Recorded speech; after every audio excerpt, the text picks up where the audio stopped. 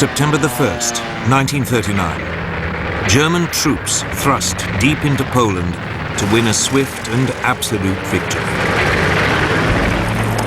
Barely 20 years earlier, their forefathers had also been on the march, but back into their homeland as a defeated army. In November 1918, after 4 years of World War I, Germany's Emperor, Kaiser Wilhelm II, had been forced to abdicate.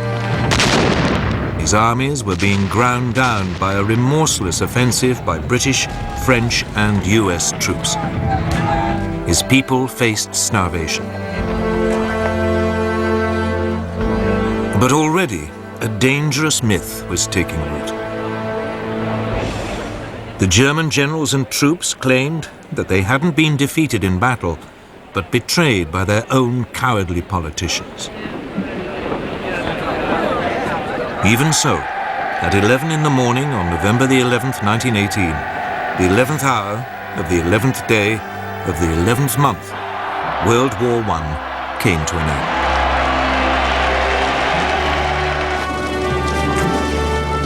end. The following month, President Woodrow Wilson of the United States arrived in Europe, promising to create a new world order. He persuaded the world's leaders to sign up to a new League of Nations. At the Treaty of Versailles, they agreed that from now on, disputes between countries would be resolved not by fighting, but by debate in the League. The peoples of Europe were set free. Germany's ally, the Austro-Hungarian Empire, was dismembered. Out of it, new nations were created: Austria, Poland, Hungary, Czechoslovakia, Yugoslavia, Latvia, Lithuania, and Estonia.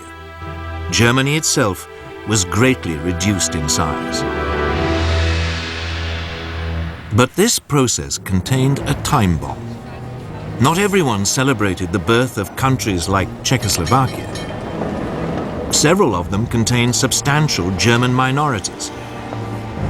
One day, the desire to reunite the German peoples would come to haunt Europe. The war-torn German people also had one final indignity inflicted on them.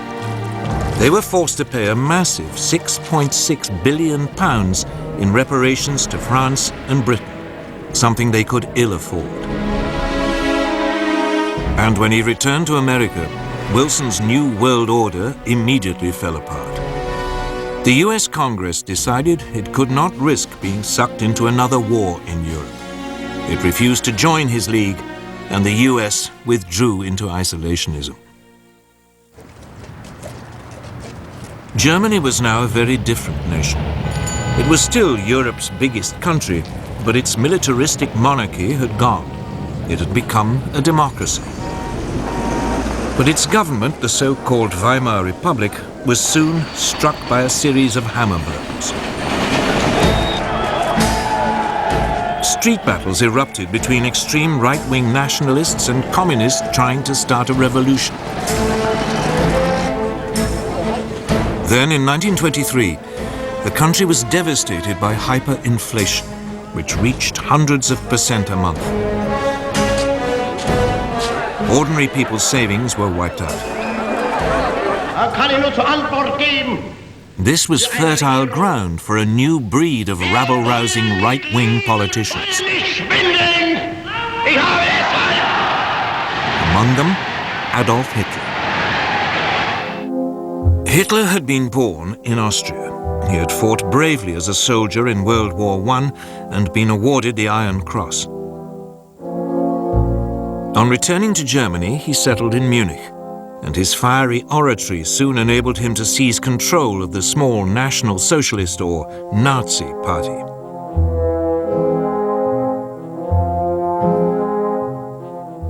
In October 1923, Hitler and his henchmen attempted an armed coup against the Weimar government.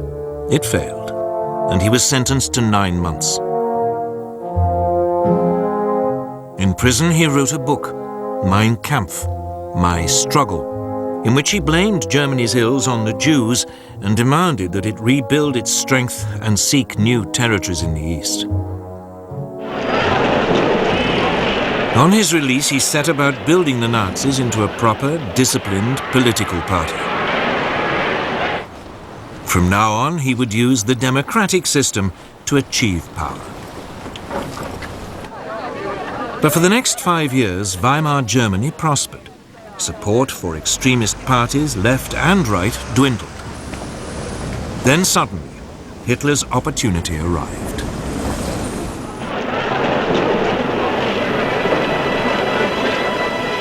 In October 1929, the US stock market crashed. Billions of dollars were lost, and an economic depression swept across the world. Unemployment in Germany soared to over 6 million. Only extremist politicians seemed to offer a solution. Wir haben ein Ziel uns gewählt und verfechtetes fanatische Rücksicht. Politicians like Hitler. By 1931, his Nazis were a true mass movement. And they had their own brown-shirted thugs, the SA stormtroops, who numbered almost 3 million. In the 1932 elections, the Nazis became the largest party in Germany's parliament, the Reichstag. But Hitler refused to join a coalition, leaving parliament paralyzed. To break the impasse, President Hindenburg made him chancellor in January 1933, head of the government.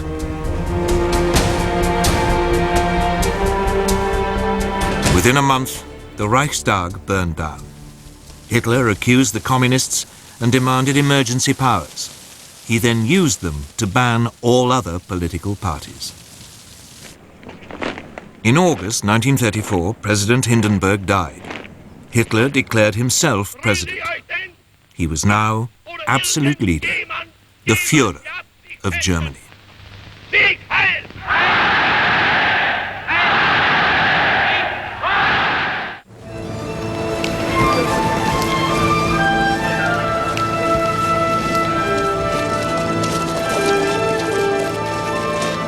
Japan, at the start of the 20th century, was already a military power. It had defeated Russia in a war in 1905, and it had fought alongside the Allies in World War I. After the war, Japan was an acknowledged world power, and it signed up to the League of Nations.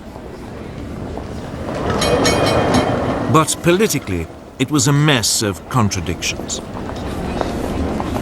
Nominally a democracy, the feudal tradition was still strong.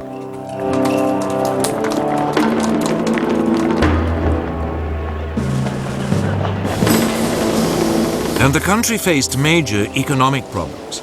Its population was exploding.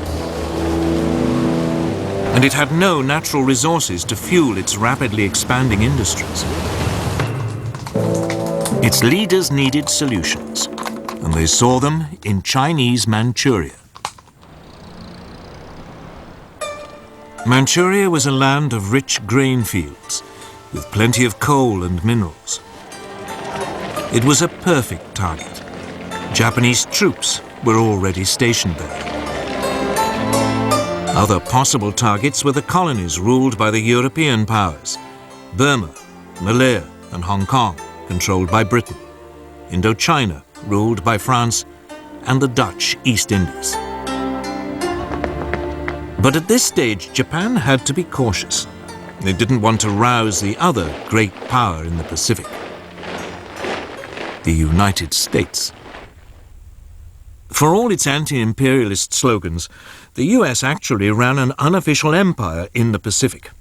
The Philippines, Guam, and several islands were under its direct rule. It undoubtedly had the strength to take on Japan, but since the end of World War I, it had had other distractions.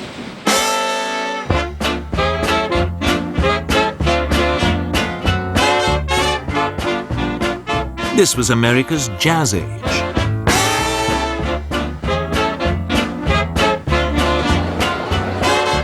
Throughout the 1920s, the nation concentrated on exploiting its vast resources. There was an economic boom that seemed without end. Fortunes were made both in industry and the stock markets. America seemed lost to the increasing pursuit of pleasure. With distractions like these, Japan's growing pains in the Pacific seemed very far away. America had slashed its army after World War I and agreed a naval reduction treaty with Britain, France, and Japan. This, in effect, handed naval superiority in the Pacific to the Japanese. And then came the Great Depression.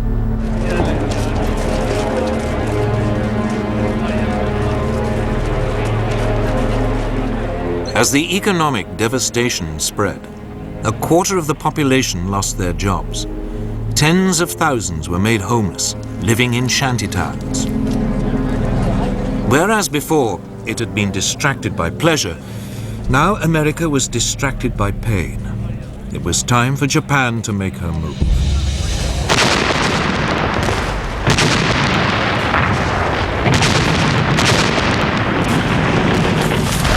In 1931, without even informing their own elected government, the Japanese forces in Manchuria seized the capital Mukden and then overran the rest of the territory. A puppet state, Manchukuo, was proclaimed under a puppet ruler. Henry Puyi, the last emperor of China, who had been deposed in 1911, was dragged out of retirement.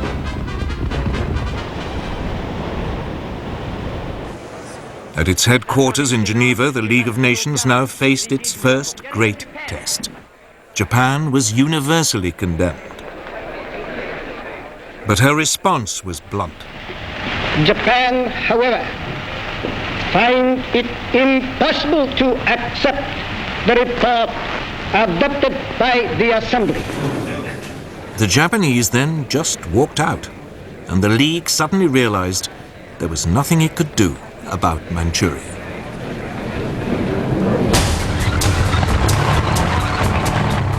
Japan was declared an international pariah, but it didn't care. Its leaders had turned their eyes to further conquests in China.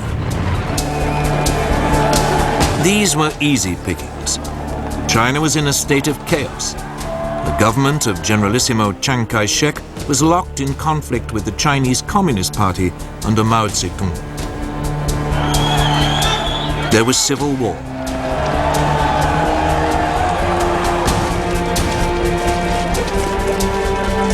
In 1936, as a precursor to invasion, the Japanese signed a pact with Hitler. The aim was to guard against any attack by Soviet Russia were it to move on China. Then in July 1937, the Japanese provoked an incident with Chinese troops and invaded.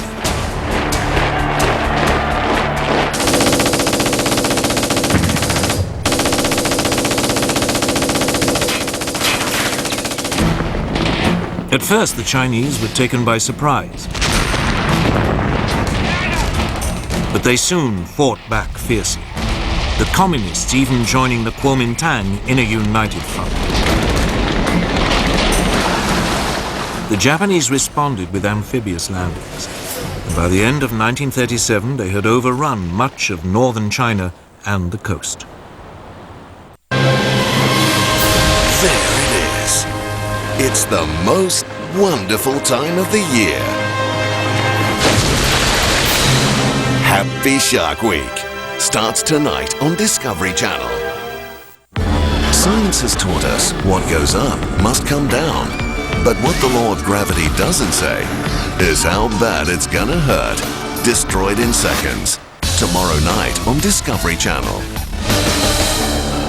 Tar Heels are back, baby. It takes a certain type of character We're the craziest people they've ever met. to log this treacherous terrain. Yeah, that's a hellhole. I dread going down. And if the job conditions weren't bad enough, now their livelihood is on the line. We lost about $250,000. It took 15 years to save that kind of money and a month for it all go. I don't want y'all to give up on me, because I surely ain't gonna give up on y'all. Swamp Loggers returns tonight on Discovery Channel. When the military needs some heavy metal, they turn to these guys. Twin brothers Mike and Jeffrey Howe have built some of the most advanced vehicles you've never seen. And what started out as a family business has blown up into something big. Can a mom-and-pop weapon shop go toe-to-toe with the big boys? One family will risk it all to find out. How and How Tech, Thursday nights on Discovery Channel. We're trapped. Now what? There's no way we can get out. On the edge of human endurance. I was suffering, and it was a slow death. In the face of certain extinction. My body is shutting down more all the time. What would you do?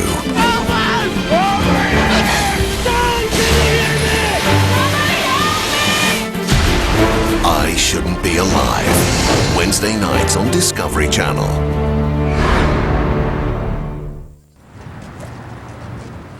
In the United States, President Roosevelt wanted to impose a naval blockade of Japan. It has become clear that acts and policies of nations in other parts of the world have far-reaching effects on us. But the British would have none of it, fearing that it might provoke a war. So all Roosevelt could offer was a $25 million loan to Chiang Kai-shek to buy arms. Even though the communists were now fighting alongside the Kuomintang, the Soviet Union did little to help either. Its only involvement was a series of clashes along its own border with Manchuria. But China itself received nothing. Instead, it had to fight on alone.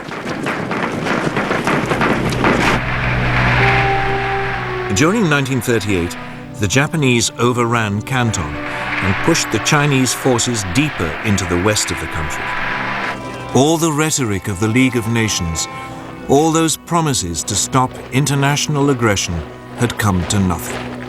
And by now, the Western powers were facing aggression much closer to home. Deve cristallizzare una posizione di potente ingiustizia. Sangue, principi che sorgono e che nascono, e i principi che declinano, la vittoria è per noi, per I primi. Today, it is easy to laugh at Benito Mussolini, the fascist dictator of Italy. All that posturing seems faintly ridiculous now, but it didn't seem that way in 1922. Back then, Italy had seemed to be on the edge of anarchy. The country was riven by strikes and land seizures. The democratic government, just as in Germany, seemed powerless in the face of such unrest. So Benito Mussolini, a war veteran and a journalist, decided to take a stand. He organized a right-wing nationalist party, the Fascists. With the country paralyzed by a general strike in August 1922, Mussolini ordered his followers to march on Rome. Fearing a civil war, Italy's king, Victor Emmanuel, asked him to form a government. Si realizzassero le premesse necessarie e sufficienti per una collaborazione delle quattro grandi potenze occidentali, Mussolini swiftly stamped out any political opposition and assumed dictatorial powers. deve cristallizzare una posizione di potente ingiustizia. By 1928, his position seemed secure. Parliament was appointed rather than elected, and all power was firmly in the hands of the fascist Grand Council.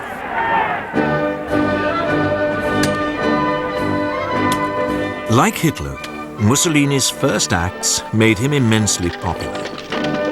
Massive programs of public works provided employment and transformed Italy's infrastructure. Corruption was rooted out and the mafia more or less eliminated. Italy's armed forces were built up, including an advanced modern air force. In the Mediterranean, Mussolini launched a powerful navy, bigger than the combined might of the British and French Mediterranean fleets. When the Great Depression came, Italy seemed to weather it better than most. Mussolini became a source of worldwide inspiration. Political leaders, not least Adolf Hitler in Germany, saw the fascist system as a role model, strong and purposeful, in contrast to the weakness of the democracies in Britain and France. But Mussolini wanted more than adulation. He wanted to recreate the Roman Empire, and he already had a target in mind for his first imperial land grab.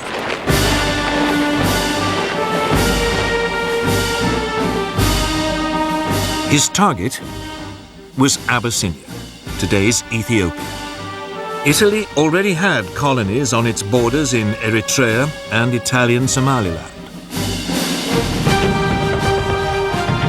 In December 1934, Italian forces provoked a clash with Abyssinian troops at an oasis in the Ogaden region, well inside Abyssinian territory.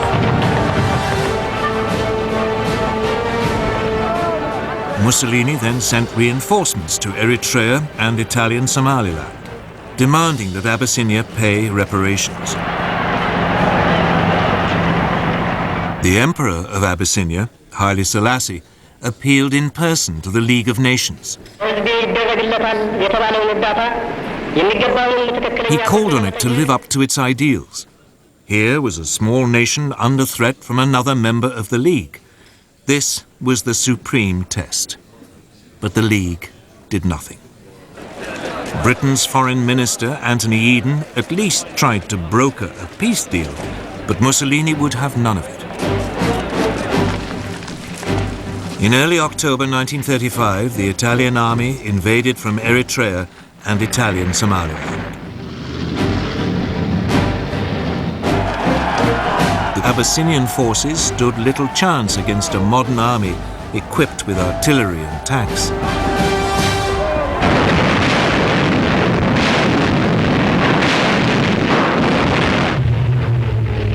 The Italian Air Force had total command of the air and harried the Abyssinians, on occasions dropping gas bombs, even though gas had been outlawed at Versailles as a crime against humanity. After 6 months, Abyssinia was completely overrun.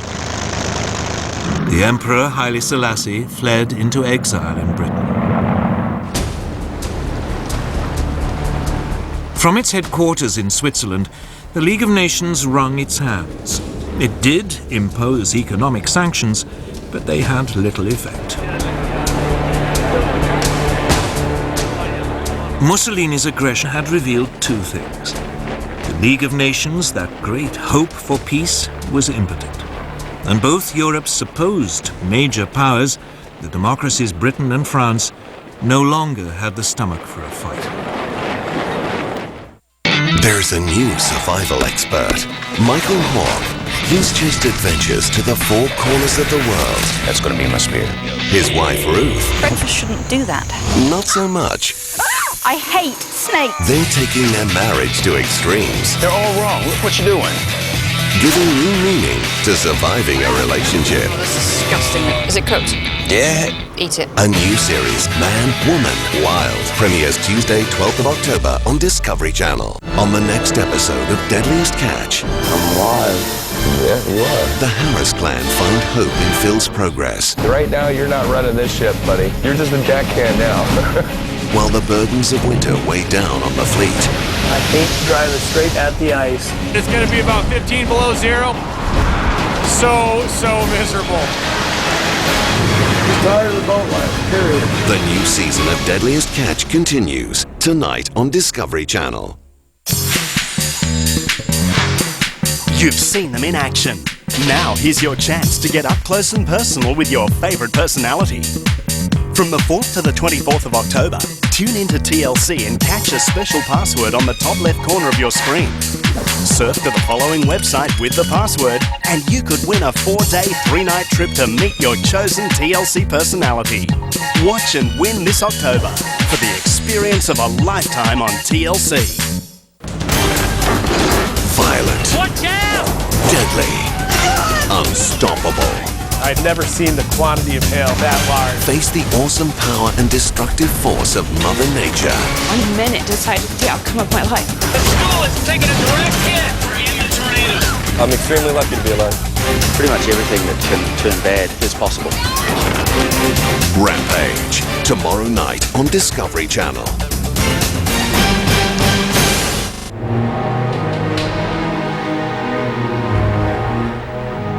Both Britain and France had been shattered by World War I, and their economies had never really recovered. Both had witnessed waves of strikes and unrest. Both had suffered mass unemployment, even before the Great Depression.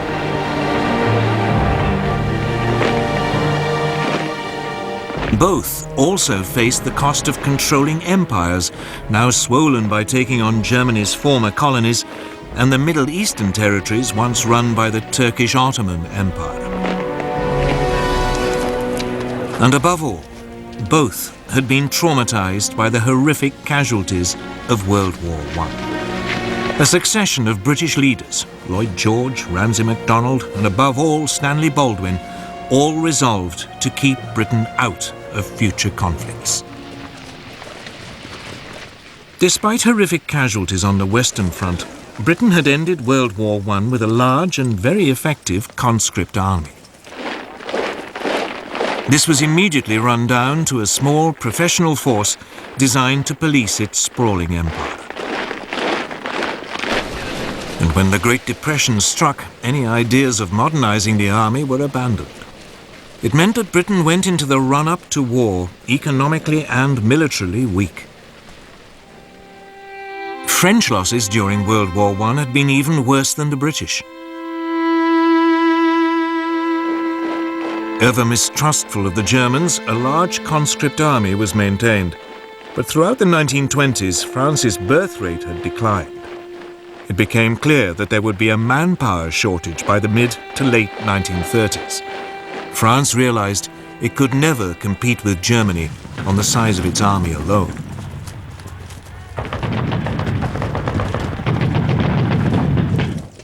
The solution was to adopt an entirely defensive mentality.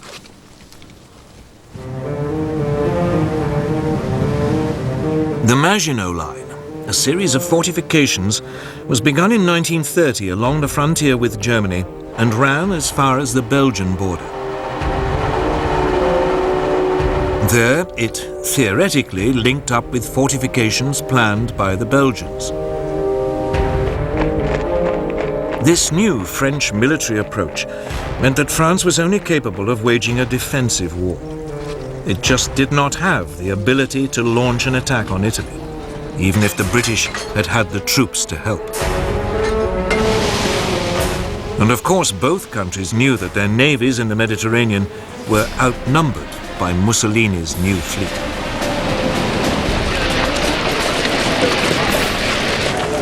So when Italy conquered Abyssinia, it made sense for both powers to do nothing. It just seemed too remote, too much someone else's problem.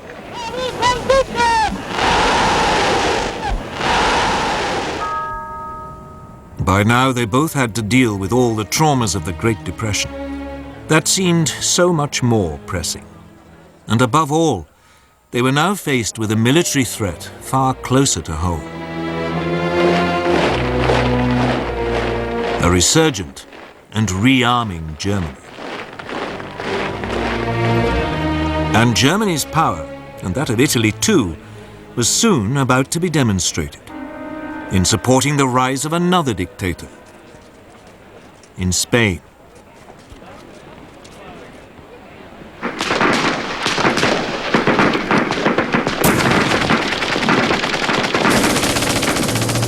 In 1936, civil war erupted in Spain. He was exceptionally vicious, setting family against family, communist against fascist, believers against atheists.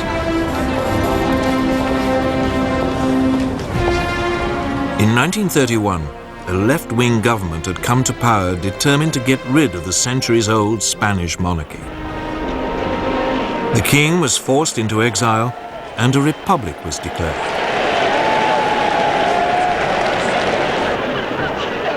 In February 1936, the parties of the left combined in a popular front to take on the forces of the right in a general election.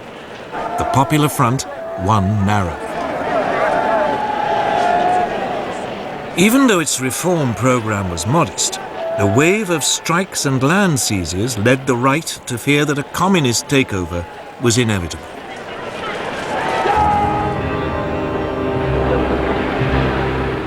Within the Spanish army, long a bastion of conservative and Catholic thinking, senior officers began to consider the possibility of a coup. Among them was General Francisco Franco, a former chief of staff who had been effectively exiled to command Spain's forces in the Canary Islands.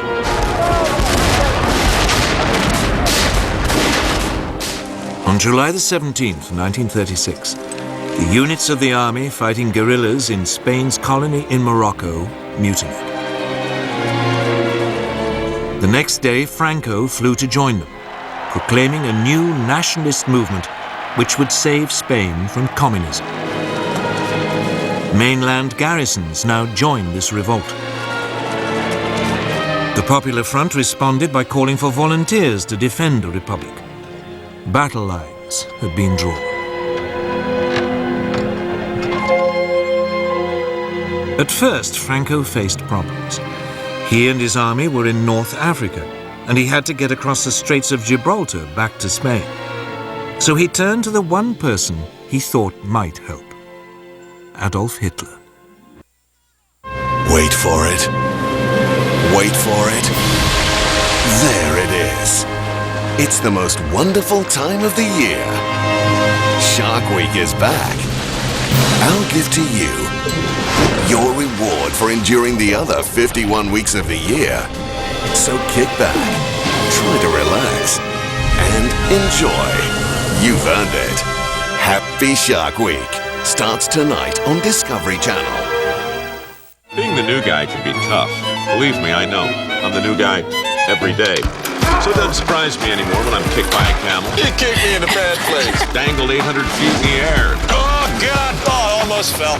Or made to haul a full toilet down a flight of stairs. Oh, dear. That is disappointing. What surprises me is I'm back for more.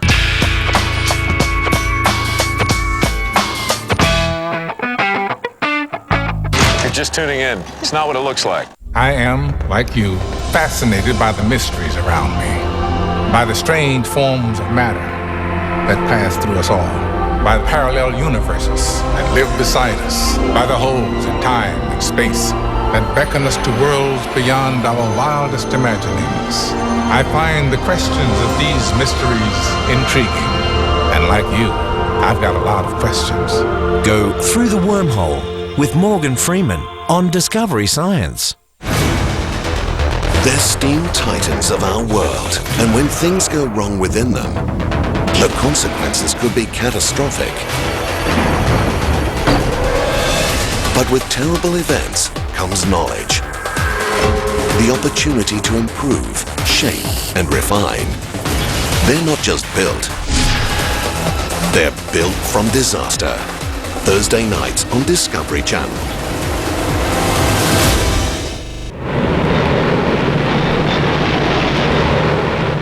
Within a month, transport aircraft from Hitler's new Luftwaffe had begun an airlift, taking Franco's battle-hardened veterans over to southern Spain.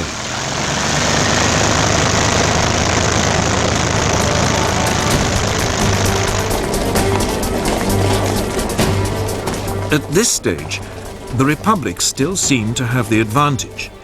The pro-Franco military uprisings in Madrid and Barcelona were quickly crushed, leaving it in control of most of the east of the country. Franco's nationalists were confined largely to the northwest and part of the south.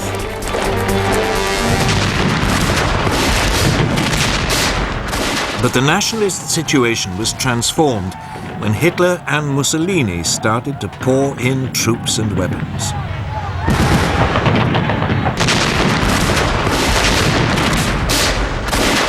In vain did the Republicans appeal to Britain, France, and the Soviet Union for help. But London and Paris were scared of setting off a European war. They declared a policy of non-intervention. Cynically, both Germany and Italy signed up to this. But when it became obvious that they were still sending arms to the nationalists, Joseph Stalin, the Soviet leader, announced that he would help the Republic. Stalin's worry was the rise of fascism in Germany. Hitler had made it abundantly clear that he believed communism to be Nazism's ultimate enemy.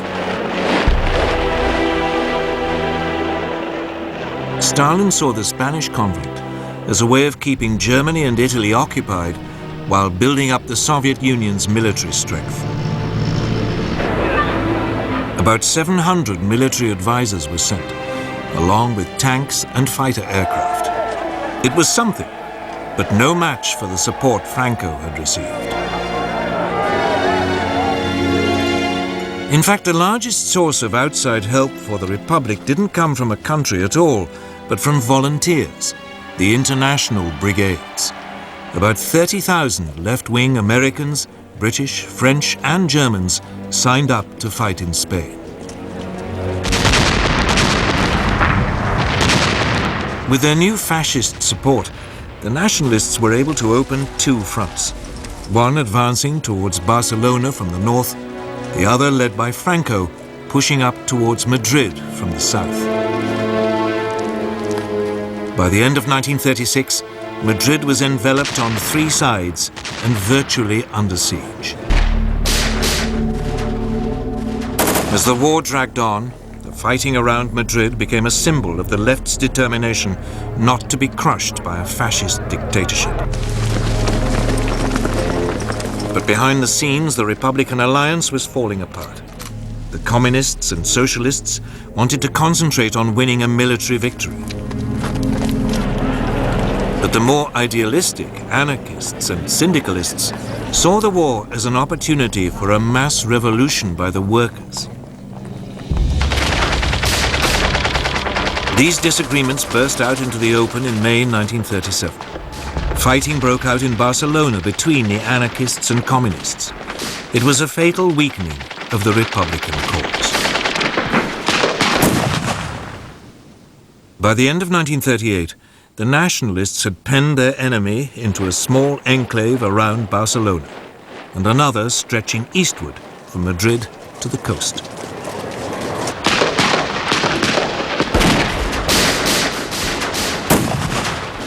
Madrid continued to hold out, but the international brigades were withdrawn.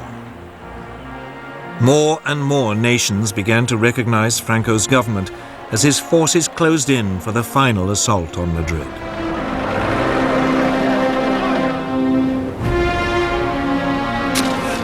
At the end of March 1939, after nearly 3 years of fighting, the capital finally surrendered. A month later, Franco formally declared hostilities at an end. Internationally, Franco's victory over the Republic proved a disaster. Hitler and Mussolini were confirmed in their belief that the democracies of Britain and France were impotent to resist any real pressure. From the moment he became Chancellor of Germany on January the 30th, 1933, Hitler had begun to put his long-term ambitions into action.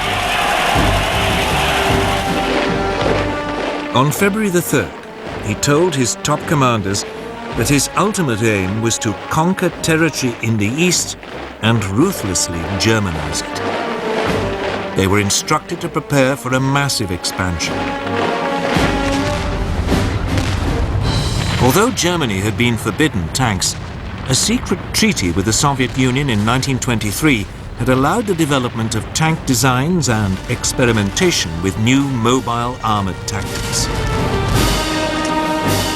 Energetic young German officers like Heinz Guderian read the theories of British thinkers like Basil Liddell Hart and Colonel John Fuller. They even watched exercises being carried out by the British during the 1920s on Salisbury Plain. It was from these that they came up with the idea of fast-moving units combining tanks, artillery and infantry that could thrust fast and deep into enemy territory. Hitler adopted their ideas with enthusiasm. The new army was to have 3 panzer divisions. Similarly, the new Air Force, the Luftwaffe, under former World War I fighter ace Hermann Goering, had a framework to build on. Throughout the years in which its Air Force was officially banned, Germany had kept up its design skills by building civilian machines, and gliding and flying clubs provided a reserve of potential aircrew. Hitler revealed the existence of the Luftwaffe in March 1935. He then announced that the army was to be increased to 300,000 men and conscription was reintroduced. Until this point, Hitler had been modest in his goals. He had only taken back what was his, the Rhineland and Saarland.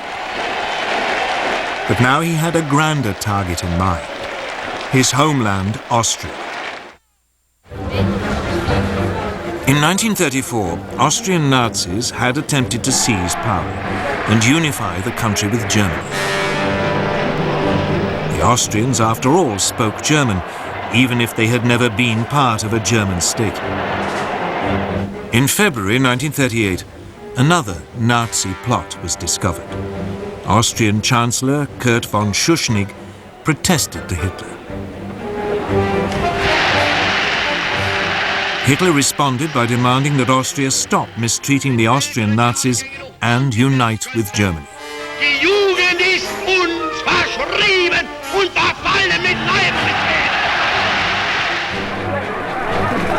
Schuschnigg promptly called a referendum so that the Austrians could vote on whether to remain independent. But on March the 12th, 1938, the eve of the referendum, Hitler, fearing that it might produce the wrong result, sent in his troops. Complete surprise and an enthusiastic welcome by Nazi sympathizers made it a bloodless invasion. Within hours, Hitler announced Austria's incorporation into the Third Reich. A sovereign nation had, for the first time, been subsumed into a greater Germany. Once again, the Western democracies failed to react. In the summer of 1938, he turned on his next prey, Czechoslovakia. A substantial German minority lived in the northwest of the country, an area known as the Sudetenland. These Sudeten Germans had been part of the old Austrian Empire, but had been cut off when Czechoslovakia was created in 1919. This was the time bomb that had started ticking at the signing of the Treaty of Versailles. Hitler encouraged Sudeten German demands for autonomy and then threatened the Czech government with force if it refused to agree. Undaunted, the Czech government ordered general mobilization and prepared to resist. The Czechoslovak army was large and well equipped, with formidable fortifications on its frontier with Germany. Hitler backed off. But then at the beginning of September, concerned that war might be imminent, the British Prime Minister Neville Chamberlain decided to act as a peacemaker. He flew to meet Hitler twice. The Nazi dictator assured him that if he could have the Sudetenland, he would make no further territorial demands in Europe.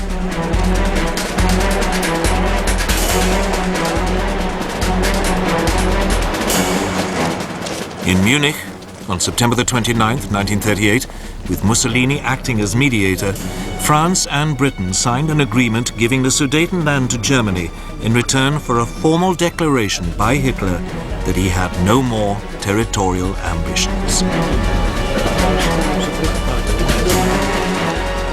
Chamberlain flew back to Britain waving the piece of paper which he claimed guarantees peace in our time.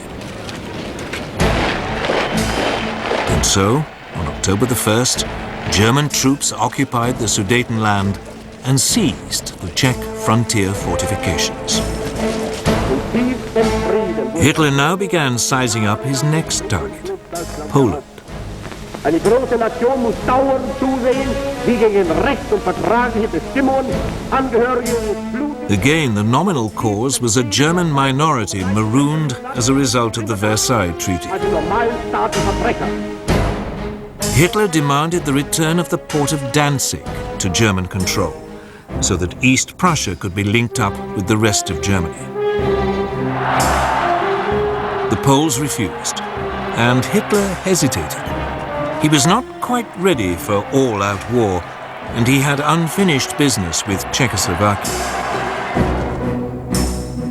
In March 1939, the eastern part of the country, Slovakia, which was ethnically different to the Czech lands, appealed to Hitler for help in achieving greater independence.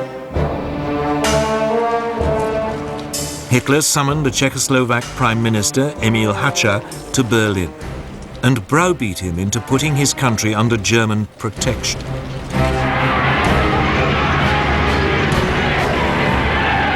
German troops now marched into the rest of Czechoslovakia, unopposed. Most of the country was annexed into the Reich. Slovakia was declared a protectorate.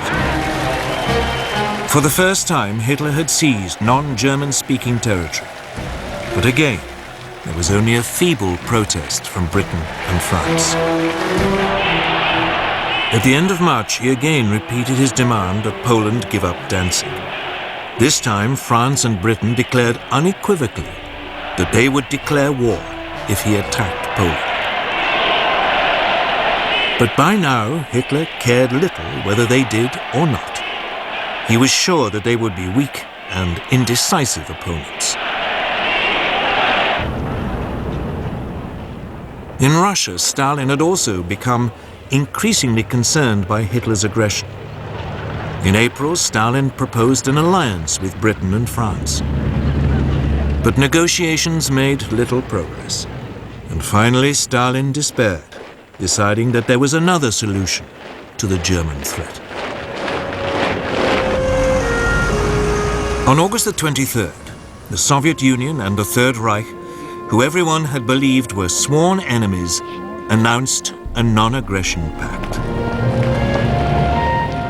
The agreement secretly specified that Poland would be split between the two countries, and Stalin would have a free hand to take over Estonia, Latvia, and Lithuania. Now free from any Russian threat, Hitler ordered his armed forces to prepare for an immediate invasion. On the evening of August the 31st, the German Wehrmacht prepared for the assault. Its Führer had made the decision which would plunge the world into war.